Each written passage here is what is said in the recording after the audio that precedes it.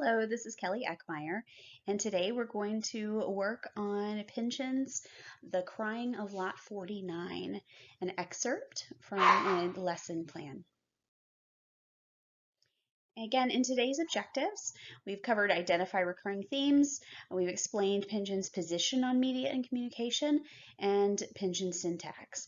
Next, we'll work on symbolism in The Crying of Lot 49. So symbolism is just what it sounds like. It's a literary device that uses symbols to represent something beyond the literal meaning. And that can be represented in words, characters, locations, or abstract ideas. So examples in Pynchon's novel include cars, such as just the actual cars, but then there are other symbols related to cars that show up in the novel, and those translate to modern consumerism as a representative of Pynchon's views on modern consumerism.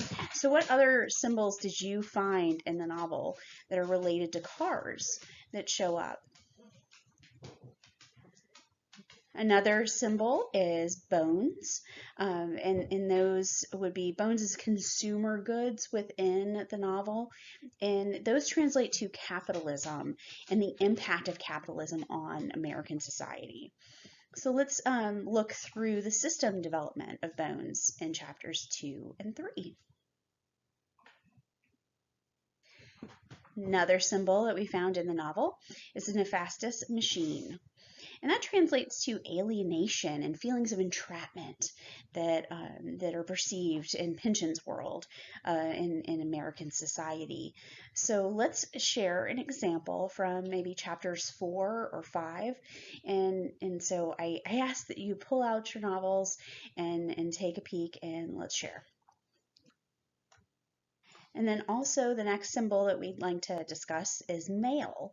And mail in the novel is quite a prevalent theme all throughout the novel. And that translates to Pynchon's view that there is a loss of social interconnectedness, that we're losing that connection with others in our current society, and it's because of the electronics, media, and technology that are all factors that in American society that are actually disconnecting and alienating again us. It is as the people that we are, that have traditionally been seeking that social interaction, that we're actually losing it through being more connected through media and technology. So if you can find examples of mail and how, I know one example I think is in chapter 3 where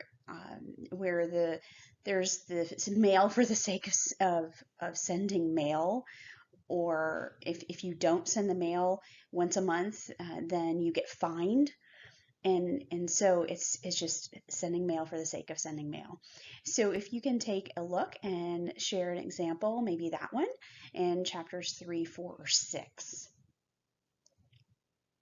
And then saving the best for last is the Trocero muted horn symbol that I put up on the whiteboard when we first began. And that is symbolic primarily of the inability to have objective interpretation regardless of where you are and what you're reviewing, that you can't look at it totally objectively, that you will put on this subjective reality that you have and lay that on to whatever maybe interpreted. And that would even translate to literary criticism. So knowing that you've seen the post horn, that muted horn symbol, in today when you came in, when else have you seen this symbol maybe in your everyday life? I thought it would be interesting to share.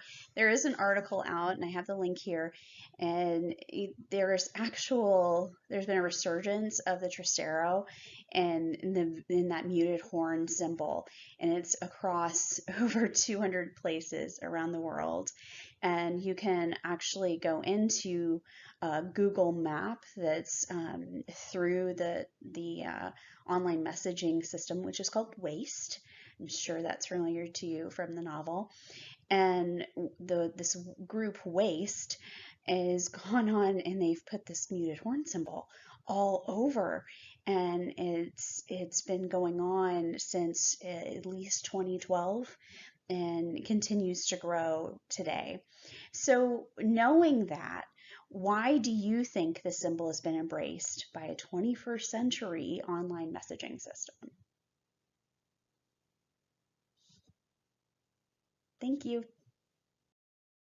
From the excerpt of today's lesson plan, I have the references of the article regarding the Trastero spreading around the world, as well as Thomas Pynchon's The Crying of Lot 49.